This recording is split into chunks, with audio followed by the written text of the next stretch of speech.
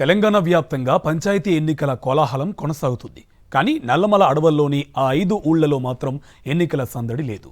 మూడో దశలో ఎన్నికలు జరగాల్సిన ఆ గ్రామాల్లో ప్రచారం జరగడం లేదు. 5 గ్రామాలు పూర్తిగా కళ్ళతప్పాయి. ప్రభుత్వ నిర్ణయానికి నిర్లక్ష్యానికి వ్యతిరేకంగా ప్రజలు పోరాట పందాయించుకున్నారు. మేము ఎన్నికల్లో ఓటేసేది లేదని తెగేసి చెప్తున్నారు.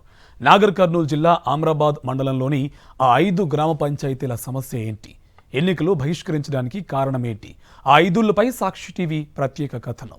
ప్రజాస్వామ్యానికి పల్లెలే పట్టుకొమ్మలు అని చెబుతారు. రాజ్యాంగబద్ధంగా సంక్రమించిన ఓటు హక్కుతో ప్రజలే గ్రామాలను అభివృద్ధి చేసుకోవాలని పాలకులు చెబుతారు. కానీ పాలకులు, అధికారులు నిర్లక్ష్యంగా వ్యవహరిస్తూ తప్పుల్ని సరిదిద్దుకోకుండా గుడ్డిగా ముందుకు వెళుతుంటే ప్రజలు ఏం చేస్తారు? ప్రభుత్వం చేసిన తప్పును ఎత్తి చూపించారు. సరిచెయ్యమని విజ్ఞప్తులు ఇచ్చారు. అయినా వినకపోవడంతో ఏకంగా ఎన్నికలనే బహిష్కరించారు. బహిష్కరిస్తున్నట్లు ప్రకటించినా అధికారులు కానీ ప్రజాప్రతినిధులు కానీ ఆ 5 ఊళ్లను సందర్శించలేదు. ఏం జరిగిందో ఆరా తీయలేదు.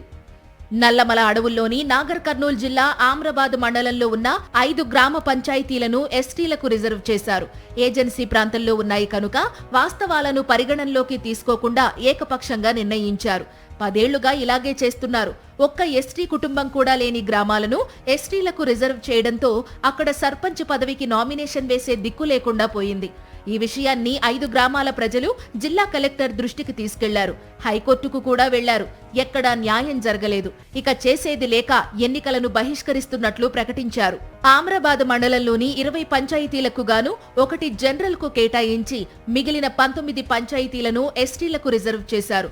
వాటిలోని కుమ్మరోనిపల్లి, వంగురోనిపల్లి, బీకే లక్ష్మాపూర్, కల్ములోనిపల్లి, ప్రశాంతి కాలనీ గ్రామాల్లోని ఓటర్లలో ఒక్క ఎస్టీ ఓటరు కూడా లేకపోవడంతో సర్పంచ్ పదవికి పోటీ చేసే అభ్యర్థులే కరువయ్యారు.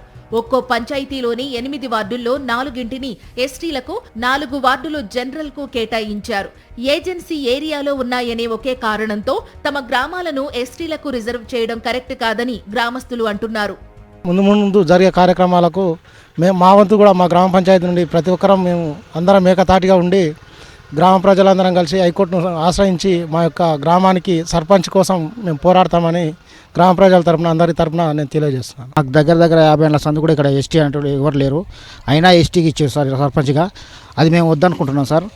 అక్కడ డ్రైనేజ్ లేదు సార్, బడి లేదు, గుడి లేదు, సీసీ రోడ్లు లేవు. ఈ అభివృద్ధి అనేది మాకు వెనుకబాటు చాలా ఎక్కువ ఉంది సార్. దాని కొరకు మేము ఈ సర్పంచ్ ఎలక్షన్ మేము బైకాట్ చేసాం సార్. తమ సమస్యను జిల్లా కలెక్టర్ దృష్టికి గతంలోనూ ఇటీవల మరోసారి తీసుకెళ్లామని, అయినా పట్టించుకోలేదని, అందుకే ఎన్నికలను బహిష్కరించాలనే నిర్ణయం తీసుకున్నామని గ్రామస్తులు చెబుతున్నారు. 8 వార్డులలో 4 వార్డులు ఎస్టీ రిజర్వేషన్, 4 వార్డులు జనరల్గా వచ్చినాయి. మా దగ్గర ఎస్టీ అనేట ఎవరు లేకపోవడం వల్ల మా హక్కులు మాకు కల్పించి మా ఎస్సీ జనరల్గా వార్డులు నిర్వహించాలని ప్రభుత్వానికి హెచ్చరిస్తున్నాం.